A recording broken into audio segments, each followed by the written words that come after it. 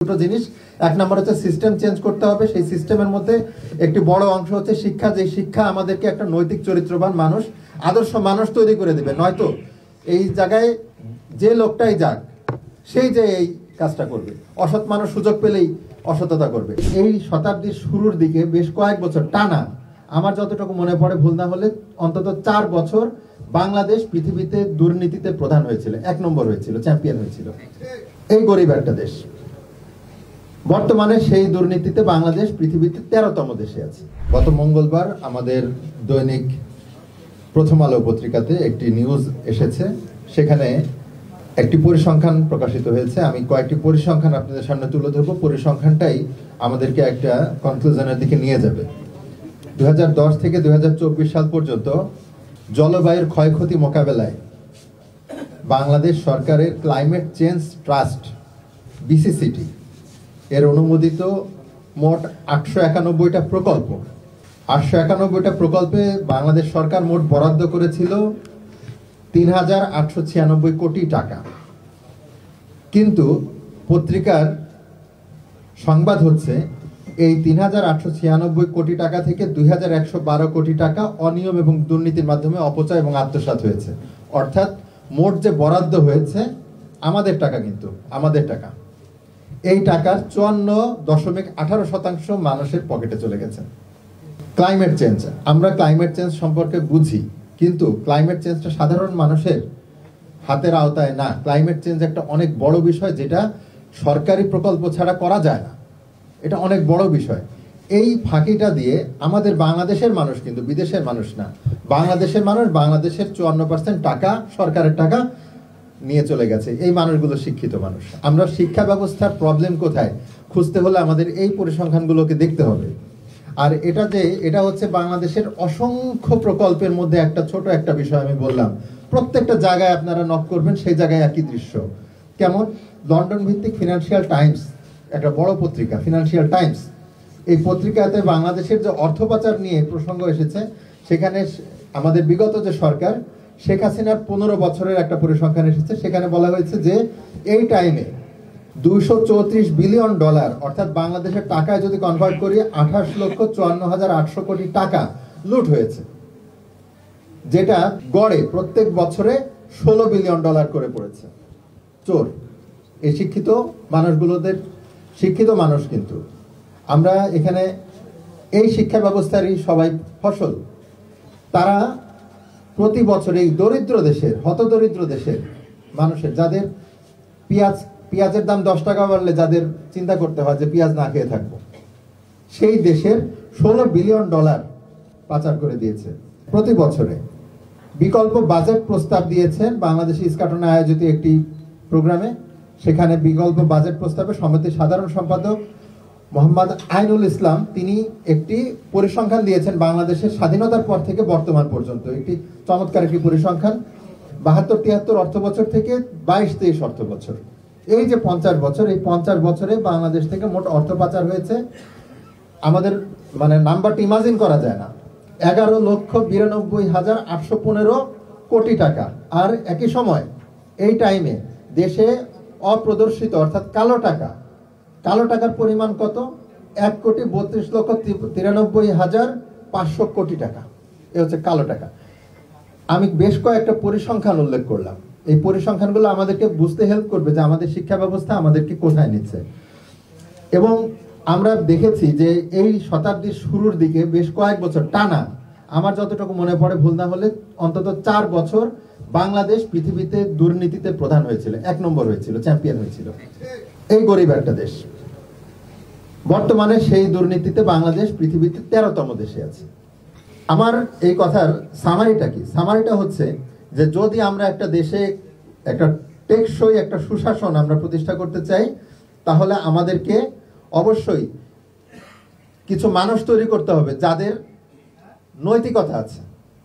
কারণ কি, অনৈতিক মানুষ আমরা যখন শিক্ষা ব্যবস্থার মাধ্যমে তৈরি করি, এই অনৈতিক মানুষগুলো সরকারের মেকানিজমের ভিতরে ঢুকে পড়ছে, এবং সেই মেকানিজমের ভিতরে ঢুকে তারা দেশকে, সরকারকে তারা সম্পূর্ণরূপে কাঙাল করে দিচ্ছে, ফতুর করে দিচ্ছে, ফকির করে দিচ্ছে, দেশকে ধ্বংস করে দিচ্ছে। সুতরাং আমাদেরকে এখানে দুটো জিনিস, এক নম্বর হচ্ছে সিস্টেম চেঞ্জ করতে হবে। সেই সিস্টেমের মধ্যে একটি বড় অংশ হচ্ছে শিক্ষা। যে শিক্ষা আমাদেরকে একটা নৈতিক চরিত্রবান মানুষ, আদর্শ মানুষ তৈরি করে দেবে। নয়তো এই জায়গায় যে লোকটাই যাক, সেই যে এই কাজটা করবে।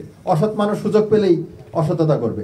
তো ইসলাম আমাদের যে ধর্ম, ইসলাম আমাদেরকে যে শিক্ষাটা দেয় যে আমি যেখানে আছি আল্লাহ আমার সঙ্গে আছেন। আল্লাহ পবিত্র কোরআনে বলছেন, তোমার যে প্রাণ ধমনী, সেই প্রাণ ধমনীর থেকেও আমি তোমার নিকটে। তিনি সর্বদা আমাকে দেখছেন। এখন আমাদের যে শিক্ষা ব্যবস্থা, এই শিক্ষা ব্যবস্থা তো পাশ্চাত্য থেকে আনা, যেটা লর্ড মেকলে, যেটা আমরা দেখেছি যে তিনি এটা তৈরি করেছেন যেন আমরা তাদের মতো হয়ে যাই। এবং তারা কিন্তু ধর্মভিত্তিক সভ্যতায় বিশ্বাসী না, তারা বস্তুবাদী সভ্যতা রেনেসার মাধ্যমে তারা তৈরি করেছে। তাহলে বস্তুবাদ এবং ধর্ম সম্পূর্ণ বিপরীত, এবং আমরা তাদেরকে আপ্রাণ কপি করার চেষ্টা করতে করতে আমরা আজকে এই পর্যায়ে এসেছি। আমরা এত দুর্নীতি, এত কিছু লুণ্ঠন, এর পিছনে কারণ হচ্ছে আমাদের এই শিক্ষা ব্যবস্থার ভিতরে বস্তুবাদ। আমরা যেটা দেখি সেটাই। আমরা যখনই পুলিশের চোখ এড়ানোর জন্য সুযোগ পাই, যখনই দুর্নীতি কমিশনের চোখ এড়ানোর সুযোগ পাই, আমরা কিন্তু সবাই চোর হয়ে যাই। এ কারণে বিচারপতি বলেছিলেন যে সব চোর। দৈনিক আমাদের সময় একেবারে হেড কলাম হয়েছিল যে সব চোর, বিচারপতি বলেছেন। কেন বলেছেন? সুযোগের অভাবে অনেকে সৎ থাকে, আর সুযোগ পেলেই সবাই। তাহলে এই যে ব্রিটিশরা, তারা যে আমাদেরকে শিক্ষা ব্যবস্থা দিয়ে গেল, এই শিক্ষা ব্যবস্থার বুনিয়াদ সেই লর্ড মেকলে 1813। তারা সেই 1947 পর্যন্ত 6 বার তারা বিভিন্ন শিক্ষা কমিশন তারা সেখানে তৈরি করেছেন। তারপরে এসেছে পাকিস্তান আমলে আমরা শুনেছিলাম পাকিস্তানি নেতারা বলেছিল যে ইসলাম দিবে, কিন্তু তারা বাস্তবে তারা কি করেছে? সেই ব্রিটিশদের তৈরি করা পদ্ধতিকেই তারা আরো কঠোরভাবে চালু করেছে, এবং তারাও একটা উপনিবেশিক শাসন হিসাবেই আমাদেরকে 24 বছর শাসন করেছে। এই সময় তারা আবারও শিক্ষা কমিশন পরিবর্তন করেছে। যেমন আমরা সবাইকে চিনি সর্বজন শ্রদ্ধেয় আকরাম খাঁ শিক্ষা কমিশন। তিনি ছিলেন 1949 সালে, তার নেতৃত্বে শিক্ষা কমিশন তৈরি করা হয়। 5টি শিক্ষা কমিশনের পরে আবার যখন বাংলাদেশ স্বাধীন হলো, ডক্টর কুদরত খোদা শিক্ষা কমিশন দিয়ে শুরু হলো। আমরা দেখেছি, বেশি দিন আগের কথা না, ডক্টর কবির চৌধুরী, তার নামে একটি শিক্ষা কমিশন ছিল 2009 সালে, যেটা তখন ফখরুদ্দিন সাহেবের সরকার। ওই টাইমে পরপরই ডক্টর কবির চৌধুরীর শিক্ষা কমিশন। এভাবে বাংলাদেশ হওয়ার পরেও, এবং সেই ব্রিটিশ আমল থেকে শুরু করে 21টি শিক্ষা কমিশন আমরা একের পর এক আমরা দেখেছি। কিন্তু এই শিক্ষা কমিশনগুলো আমাদেরকে সুশিক্ষিত করতে পারেনি। এখন এই শিক্ষা কমিশনগুলো কেন করতে পারেনি? তার মূল কথাই হচ্ছে, ভিত্তিটা হয়ে গেছে বস্তুবাদের উপরে। আমাদের নেচারটাই হয়ে গেছে এমন, তারা আমাদেরকে শিখিয়েছে, লর্ড মেকলের সেই চিঠি, যে পশ্চিমের উন্নত দেশের, আমেরিকার, ইউরোপের, ব্রিটেনের যা কিছু আছে সবই উত্তম, সবই আমাদের থেকে বেটার দেন আস, সবকিছু শ্রেষ্ঠ, আমরা সবচেয়ে নিকৃষ্ট, তারা যা করবে সেটাই ভালো, সুতরাং তাদেরকে কপি করতে হবে। এজন্য আমাদের আমলারা কিছুদিন পর পর বিদেশ চলে যান বিভিন্ন প্রশিক্ষণ নেওয়ার জন্য, বিভিন্ন অদ্ভুত বিষয় প্রশিক্ষণ নেন, যেগুলো আমরা সবাই দেখি। তো শিক্ষা ব্যবস্থাটা কিভাবে হবে? তারা চলে যান বিদেশে, বিদেশ থেকে তারা কপি করে নিয়ে আসেন। তারা কিছুদিন আগে আনলেন সৃজনশীল প্রশ্ন পদ্ধতির মাধ্যমে আমাদেরকে মেধা যাচাই করতে হবে, অর্থাৎ প্রশ্নপত্র আমাদের দক্ষতা মূল্যায়ন করতে হবে সৃজনশীল পদ্ধতির মাধ্যমে। এটা এক সময় তারা চালু করলেন। কেন? তারা দেখলেন যে পৃথিবীতে কোন কোন দেশে এটা আছে, সে ফিনল্যান্ডে আছে, সে সুইজারল্যান্ডে আছে, তারা সেখান থেকে কপি করে তারা নিয়ে আসলেন। বাংলাদেশের মানুষের অর্থনীতি কতটুকু, বাংলাদেশের মানুষের সমাজের ঘনত্ব, জনসংখ্যার ঘনত্ব কতটুকু, এখানে শিক্ষা উপকরণ কতটুকু সরবরাহ করার ক্ষমতা আমাদের আছে, আমাদের মানুষের চিন্তা ভাবনা কি, বিশ্বাস কি, এই সমস্ত কিছু তাদের থেকে আলাদা। তো তাদের শিক্ষা পদ্ধতি আমাদের একসাথে হবে কেন? তাদের শিক্ষা পদ্ধতিও হবে আলাদা। আমরা তাদের দেখে দেখে এগুলো কপি করে আনছি, এবং কিছুদিন পর পরই দেখা যাচ্ছে সেটা ফেল করছে, ব্যর্থ হচ্ছে। আবার নতুন একটা সরকার আসছে, আসার সাথে সাথে আবার সেই আগের পদ্ধতি। বছরের জুন মাসে কোনোদিন শিক্ষা পাঠ্যপুস্তক কোনোদিন চেঞ্জ করে? আমাদের বাংলাদেশে বছরের জুন মাসে পাঠ্যপুস্তক চেঞ্জ হয়। তাহলে এই যে শিশুদের জীবন নিয়ে ছিনিমিনি খেলা, তাদেরকে আমরা একটা হতাশার মধ্যে ফেলে দিই। এটা আমার নিজেরই, আমার সন্তান আছে, আমরা দেখেছি যে আসলে কত বড় একটা পেরেশানির মধ্যে একটা স্টুডেন্টকে পড়তে হয় যখন বছরের মাঝখানে হঠাৎ করে শিক্ষা পদ্ধতি পাল্টে ফেলা হয়, পরীক্ষা পদ্ধতি পাল্টে ফেলা হয়। তাহলে এইভাবে আমরা আমাদের প্রজন্মকে একের পর এক একটা অস্থিরতার মধ্যে ফেলছি। আমরা পাশ্চাত্য থেকে যে জিনিসটা শিখে আসছি আমরা কপি করার চেষ্টা করছি। অথবা দেখেন, পাশ্চাত্যের যে উন্নত দেশগুলো বর্তমানে আছে, বস্তুবাদী দেশ, সেই অর্থনৈতিকভাবে যারা আমাদেরকে শোষণ করে যারা আজকে উন্নতির আসনে বসে আছে, সেই দেশগুলো কিন্তু তাদের শিক্ষাঙ্গনে রাজনীতির প্রবেশাধিকার দেয় না। তাদের ছাত্ররা কিন্তু কোনো মার্কা নিয়ে ভোটাভুটি করে না। অথচ আমাদের দেশে আমরা সব জায়গায় তাদেরকে কপি করি, কিন্তু শিক্ষা ব্যবস্থায় আমরা রাজনীতি করার অবাধ সুযোগ দিয়ে দিয়েছি। যার ফলে কি হয়েছে দেখেন, যার ফলে আমাদের এখানে শিক্ষার পরিবেশ নষ্ট হয়েছে। সেখানে প্রত্যেকটা জায়গায় সেশন জট হচ্ছে। আমাদের ছাত্রছাত্রীরা তারা কি করছে, যারা মেধাবী তারা দেখতে পাচ্ছে যে এখানে এডুকেশন নাই, ক্লাস হচ্ছে না, এখানে রাজনীতি হচ্ছে, ভোটাভুটি হচ্ছে, দলাদলি হচ্ছে। সুতরাং তারা কি করছে, তারা বাংলাদেশ থেকে লেখাপড়া যেহেতু হচ্ছে না, যাদের অর্থবিত্ত আছে তারা বিদেশ চলে যাচ্ছে। আর যাদের অর্থবিত্ত নয় তারা কি করছে, তারা বিভিন্ন সরকারি দলে বা বিরোধী দলের সংগঠনের অন্তর্ভুক্ত হয়ে তারা ক্যাডারে পরিণত হচ্ছে। সেখানে একটা স্বায়ত্তশাসিত একটা ইউনিভার্সিটির একজন ভিসি বলতে গেলে তাকে জিম্মি করে এই রাজনৈতিক দলের ছাত্র সংগঠনগুলো তাদেরকে কি করছে, যে কোনো দাবি দাওয়া আদায় করে নিচ্ছে। অর্থাৎ স্বায়ত্তশাসিত, অথচ তার নিজের জীবনের নিরাপত্তা নেই। সে কিভাবে তিনি তার ভার্সিটিকে পরিচালনা করবেন? এই হচ্ছে রাজনীতির কুফল। এটা আমরা দেখছি, দেখে আমরা সেটাকে আমাদের দেশে আমরা ঢুকাচ্ছি। কেন? কারণ তাদেরকে রাজনীতির হাতিয়ার বানাতে হচ্ছে তাদের শিক্ষা জীবনে, তাদের শিক্ষা জীবনকে কমপ্লিট করতে পারছে না। আমাদের এই বাংলাদেশে, আমাদের এই ভারতবর্ষে, আমরা যেটা আগে পূর্ববর্তী বক্তা বলেছেন যে আমরা আসলে আল্লাহ রসুলে বিশ্বাস করি, আমরা স্রষ্টায় বিশ্বাসী। তো পাশ্চাত্য সমাজ নাস্তিকতার সমাজ, বস্তুবাদের সমাজ। সেখানে আল্লাহ বা ভগবান বা গড, এলি, ঈশ্বর, তাদেরকে ব্যক্তিগত জীবনে কেউ চাইলে বিশ্বাস করতে পারে, সেটা তাদের ঐচ্ছিক বিষয়, কিন্তু রাষ্ট্রীয় জীবনে তাদের কোনো ব্যাপার নেই। তো আমাদের এই যে সমাজ, আমাদের এই সমাজে আমরা দেখতে পাচ্ছি, যেটা আমাদের শ্রদ্ধেয় স্যার একজন বলেছেন যে শিক্ষিত হচ্ছে, ফরেন ল্যাঙ্গুয়েজে কথা বলছে, বাবা মাকে গালি দিচ্ছে। শিক্ষিত হচ্ছে, সে নাস্তিক হয়ে যাচ্ছে। তাহলে আমাদের সমাজ তো নাস্তিকতার সমাজ নয়। শিক্ষিত হলেই নাস্তিক হতে হবে? একজন মানুষকে আমরা যখন আশা করি যে সে উচ্চ শিক্ষিত, সে পিএইচডি ডিগ্রি করেছে, তার কাছে আমি ধার্মিকতা আশা করি না। তার কাছে আমি এটাই আশা করি যে সে হবে কেমন, সে ঈশ্বরে বিশ্বাস করতেও পারে, নাও করতে পারে। সে হবে কেমন, সে ইসলামের প্রতি, ধর্মের প্রতি উদাসীন হতে পারে। আমরা সেটাই ধরে নিয়েছি, যে যত বেশি উচ্চশিক্ষিত হবে সে তত বেশি ধর্ম থেকে সে নিরুৎসাহিত হবে। কারণ ধর্মের যে কুপমণ্ডকতা, ধর্মের যে অন্ধত্ব আমাদের সামনে আজকে প্রকাশিত হচ্ছে এই তালেবানদের মাধ্যমে বা বিভিন্ন ধর্মীয় উগ্রবাদীদের মাধ্যমে, তাতে একজন মানুষ যার ভিতরে মনুষ্যত্ব আছে, মানবতা বোধ আছে, সে কখনো এই সাম্প্রদায়িক ধর্মকে, সে কখনো এই উগ্রবাদী ধর্মকে কখনো মন থেকে অ্যাকসেপ্ট করতে পারে না। এ কারণে আমরা মনে করি যে এখানে শিক্ষা নিয়ে একটা সমন্বয়ের একটা দরকার। যে আসলে আমরা যেটা ভাবি যে শিক্ষিত হলেই সে ধর্ম বিমুখ হবে, ব্যাপারটা আসলে তেমন নয়। বরং আমরা যদি শিক্ষা থেকে আমাদের, আপনারা সবাই জানেন যে এসএসসির পরে ধর্ম বলতে কোনো সাবজেক্ট কিন্তু আর থাকে না। আমরা নৈতিক এবং ধর্মের যে শিক্ষা, সেটা এসএসসি পর্যন্ত থাকে। এবং আমাদের যদি 10টা সাবজেক্ট থাকে, সেই 10টা সাবজেক্টের ভিতরে সবচাইতে গুরুত্বহীন সাবজেক্ট কোনটা? ধর্ম সবচাইতে গুরুত্বহীন। অথচ জীবনের চলার পথে এই যে আমি বললাম যে আমি যেখানে কেউ নাই সেখানে আল্লাহ আছেন, সুতরাং আমি যদি 2 টাকা চুরি করি সেটা আল্লাহ দেখছেন। এবং আমি সেই আল্লাহর সামনে আজকে যদি পৃথিবীর আইন থেকে আমি ফাঁকি দিতেও পারি, পরকালে আমাকে আল্লাহর সামনে দাঁড়াতে হবে এবং এর জবাব দিতে হবে। আমি যার টাকা চুরি করেছি তাকে সেই হক ফিরিয়ে না দেওয়া পর্যন্ত আমার কিন্তু কোনো মুক্তি হবে না। এই যে শিক্ষাটা, এই শিক্ষাটা আমাকে কি সায়েন্স দিচ্ছে? এই শিক্ষাটাকে আমাকে ফিজিক্স দিচ্ছে, আমাকে কমার্স দিচ্ছে, অর্থনীতি দিচ্ছে না তো। এই শিক্ষাটা আমাকে দিচ্ছে ইসলাম, এই শিক্ষাটা আমাকে দিচ্ছে ধর্ম, সনাতন ধর্ম আমাকে এই শিক্ষা দিচ্ছে, ক্রিশ্চিয়ানিটি আমাকে এই শিক্ষা দিচ্ছে। তাহলে এই যে একটা মানুষ কিভাবে তার নৈতিক শিক্ষার জোরে সে সমাজের বিভিন্ন গুরুত্বপূর্ণ জায়গায় যেও নিজের সততা বজায় রাখতে পারে, সেই গ্যারান্টিটা দিচ্ছে ধর্ম। অথচ আমরা কি করছি, সবচাইতে অপ্রয়োজনীয় সাবজেক্টে পরিণত করেছি ধর্মকে। এবং সেই এসএসসি পাস করার পরে একজন স্টুডেন্টের আর ধর্মের সাথে কোনো সম্পর্ক থাকবে না। সে যত দিন যাবে, আপনারা একটা ফিজিক্স বই আনেন, একটা কেমিস্ট্রি বই আনেন, এই ফিজিক্সে কি বলা হয়, এই সমস্ত সৃষ্টি জগৎ নিয়ে কিভাবে নিয়ম কানুন, কিভাবে সেই সৃষ্টি জগৎ পরিচালিত হচ্ছে, প্রত্যেকটি বস্তুকণা অণু থেকে শুরু করে সবচেয়ে বৃহৎ পরিসরে কিভাবে চলছে, এই সূর্যকে কেন্দ্র করে পৃথিবীটা কিভাবে চলছে, কোন শক্তির বলে এটা চলছে, মাধ্যাকর্ষণ শক্তিটা কি, এই ইত্যাদি প্রাকৃতিক শক্তি নিয়ে যেখানে আলোচনা করা হয়, সেইখানে বলেন আল্লাহর নামটা আছে কিনা, স্রষ্টার নামটা আছে কিনা, স্রষ্টার শব্দটা আছে কিনা? স্রষ্টার শব্দটাই নাই। অর্থাৎ এই সৃষ্টি জগৎ একাই হয়েছে, এই সৃষ্টি জগৎ একাই চলছে। এই অদ্ভুত কথা যে এত পরিকল্পনা, যে সৃষ্টি জগতের প্রত্যেকটা অণুতে পরমাণুতে লক্ষ লক্ষ পরিকল্পনা। আমার এই দেহের ভিতরে বায়োলজি যারা পড়েন তারা জানেন, প্রত্যেকটা কোষে কোষে এত পরিকল্পনার ছাপ একা একা হয়নি। একজন স্রষ্টা আছেন, একজন মহাপরিকল্পনাকারী আছেন, যিনি এইভাবে আমাদেরকে তৈরি করেছেন। কিভাবে আমরা দেখি, কিভাবে আমরা শুনি, যারা জানেন, যারা চিকিৎসক, যারা মনোবিজ্ঞানী, সবাই জানেন প্রত্যেকটা জায়গায় কি পরিমাণ পরিকল্পনা এবং সায়েন্স।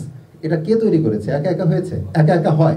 একা একা কি এই মাইক্রোফোনটা অন হয়েছে? আমি অফ করে দিলে একা একা এটা অন হবে? হবে না তো। পৃথিবীতে কোন কাজটা একা একা হয়? কিছুই তো একা একা হয় না। তাহলে এই মহান সৃষ্টি জগতে একা একা হয়নি। অথচ ফিজিক্সের ভিতরে আল্লাহর নাম নেই, কেমিস্ট্রির ভিতরে আল্লাহর নাম নেই, বায়োলজির মধ্যে আল্লাহর নাম নেই, কোথাও নেই। অর্থাৎ এগুলো একা একা হয়েছে। এই যে একটা বস্তুবাদী শিক্ষা আমাদের ভিতরে প্রবেশ করিয়ে দেওয়া হচ্ছে, এর ফলে কি হচ্ছে? আমাদের লোকগুলো আর চুরি করার সময় দুইবার চিন্তা করে না, কারণ আল্লাহর সামনে দাঁড়াতে হবে, এই ভয়টাই তাদের ভিতর থেকে বের করে দেওয়া হয়েছে। সূক্ষ্মভাবে তাদের থেকে এই ভয়টা দূর করে দেওয়া হয়েছে, যার ফলে আমরা দুর্নীতিবাদ।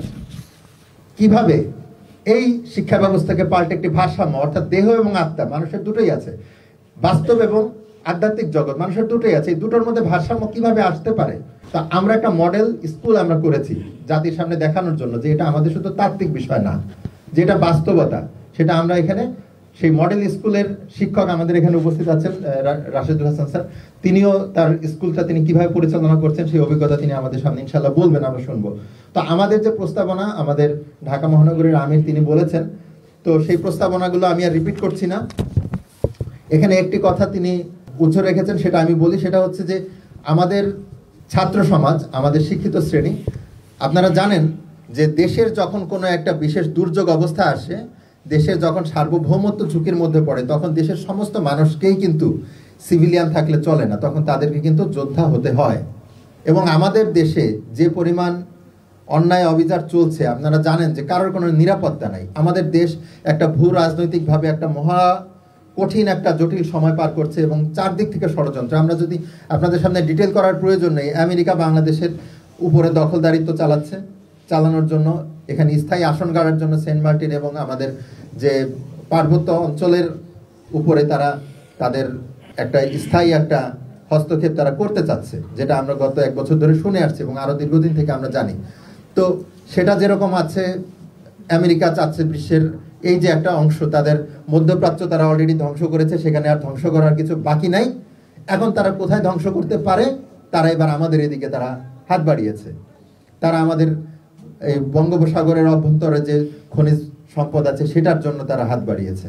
এখানে আধিপত্য করে আসছে দীর্ঘদিন থেকে চীন, এখানে আধিপত্য করে আসছে ভারত, এখানে সেই মার্কসিস্ট দেশ রাশিয়া, তারাও চাচ্ছে এখানে আরো কঠোর একটা নিয়ন্ত্রণ এখানে নিতে। অর্থাৎ বিভিন্ন পরাশক্তির একটা খেলা, একটা রঙ্গমঞ্চ এখানে প্রস্তুত হচ্ছে এই ছোট্ট একটা বাংলাদেশকে কেন্দ্র করে। তো এখানে আমাদের স্বাধীনতা সার্বভৌমত্ব হুমকির মুখে। এটা আমাদের বর্তমান যিনি গভর্নমেন্টের যিনি প্রধান আছেন, তিনিও বলছেন যে যুদ্ধের জন্য অর্ধেক প্রস্তুতি না, আমাদেরকে পূর্ণ প্রস্তুতি নিতে হবে। তাহলে এই অবস্থায় আমরা মনে করি যে আমাদের প্রত্যেকটা স্টুডেন্টকে একটি শারীরিক প্রশিক্ষণ, ন্যূনতম সামরিক প্রশিক্ষণ নিয়ে রাখা উচিত, যেন দেশের দুর্যোগে, দেশের বিপদে তারা দাঁড়াতে পারে, তারা যেন জাতির বোঝা না হয়ে জাতির রক্ষাকারী হয়। তো সেটা আমাদের শিক্ষা ব্যবস্থায় থাকা উচিত। আত্মরক্ষার জন্য যে শিক্ষা, সেটাও থাকা উচিত। দুর্বৃত্তের আক্রমণ থেকে যেন আমাদের নারীরা, আমাদের ছেলেরা নিজেদেরকে রক্ষা করতে পারে। তো এটা আমাদের প্রস্তাবনার মধ্যে একটি।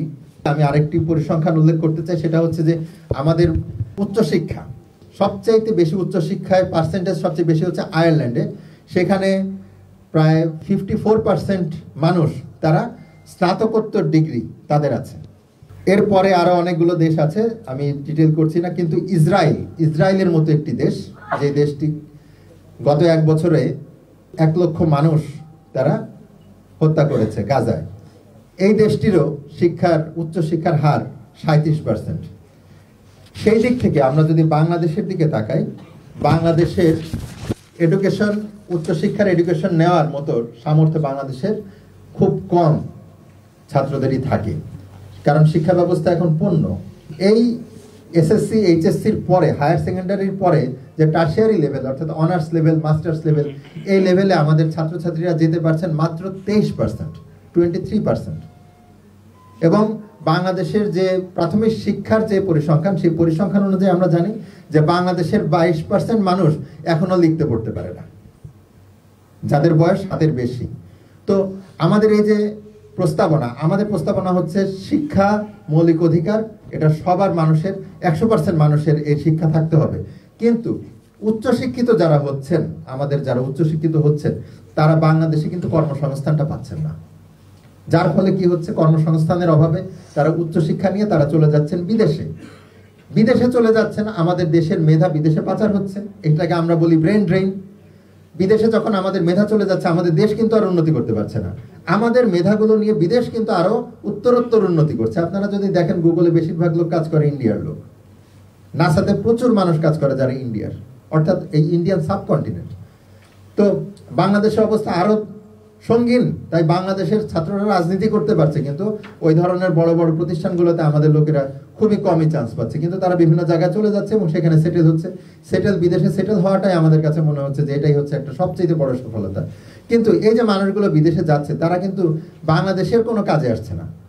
তারা তাদের ব্যক্তিগত জীবন নিয়ে আছে, এবং তারা যে রেমিটেন্স পাঠাচ্ছে তাও কিন্তু না, রেমিটেন্সও পাঠাচ্ছে না। রেমিটেন্স পাঠাচ্ছে যারা মিডল ইস্টে যাচ্ছে, যারা শ্রমিকের কাজ করছে, সেই নাগরিকরা যারা, তারা অনেকে রেমিটেন্স পাঠাচ্ছে, কিন্তু যারা উচ্চশিক্ষিত তারা রেমিটেন্সও পাঠাচ্ছে না। তাহলে বাংলাদেশে কি লাভ হলো? তাদের প্রত্যেকের এই উচ্চশিক্ষা দেওয়ার পিছনে গভর্নমেন্ট ভর্তুকি দেয়। তারা আর কত টাকা দেয়? গভর্নমেন্ট ভর্তুকি দেয়, এক একজন স্টুডেন্টের পিছনে বছরে লক্ষ লক্ষ টাকা ভর্তুকি দিচ্ছে গভর্নমেন্ট। সেই টাকা আমরা কেন ইনভেস্ট করছি তাদের পিছনে? তারা তো চলে যাচ্ছে। তাহলে এই সমস্যা থেকে তো আমাদেরকে বাঁচাতে হবে। এবং শুধু তারা চলেই যাচ্ছে তা কিন্তু না। গত 54 বছরে আমরা দেখেছি এই যে crore crore billion billion dollar যে দুর্নীতি করছে, তারাই করছে, এই শিক্ষিত শ্রেণী করছে। তাহলে আমাদের শিক্ষা সম্পূর্ণরূপে একদম জলাঞ্জলি হচ্ছে, জলাঞ্জলি। আমাদের এখান থেকে বের হওয়ার একটা পদ্ধতি, একটা উপায় আল্লাহর তরফ থেকে আমরা মনে করি যে আল্লাহ ছাড়া কেউ দেন নাই। আল্লাহই আমাদেরকে, আমাদের মাননীয় ইমামের মাধ্যমে আমরা এই পদ্ধতিটা পেয়েছি যে কি করে সেই শিক্ষা ব্যবস্থাকে আমরা একটা সুন্দর একটা জায়গায় নিয়ে আসতে পারি এই সংস্কার সাধনের মাধ্যমে। তো এজন্য আমাদের আসলে, আমরা তো গভর্নমেন্ট না, আমরা তো সরকার না, আমরা এজন্য কি করতে পারি? আমরা তো নিজেরা চাইলে চেঞ্জ করতে পারি না। আমরা চাই যে জনগণ চেঞ্জ করুক, এবং জনগণের সেই অংশটা যারা এই বিষয়ের সঙ্গে জড়িত, যারা শিক্ষিত শ্রেণী, তাদের সামনে আমরা উপস্থাপন করছি। তারা যদি এই বিষয়টি উপলব্ধি করেন, অনুধাবন করেন, জনগণই তার দেশের ভাগ্য নির্ধারণ করবে। জনগণের সামনে কোনো পথ ছিল না, আমরা এটা আমাদের আত্মবিশ্বাসের সঙ্গে বলতে পারি। আমরা যে পথ উপস্থাপন করছি, আপনারা এটা নিয়ে বিবেচনা করেন। এই পথ যদি মানুষ গ্রহণ করে, ইনশাল্লাহ বাংলাদেশ পৃথিবীর ভিতরে একটি লিডিং কান্ট্রিতে পরিণত হবে। সবাইকে ধন্যবাদ জানিয়ে আমি আমার বক্তব্য শেষ করছি। আল্লাহ হাফেজ, সালাম আলাইকুম।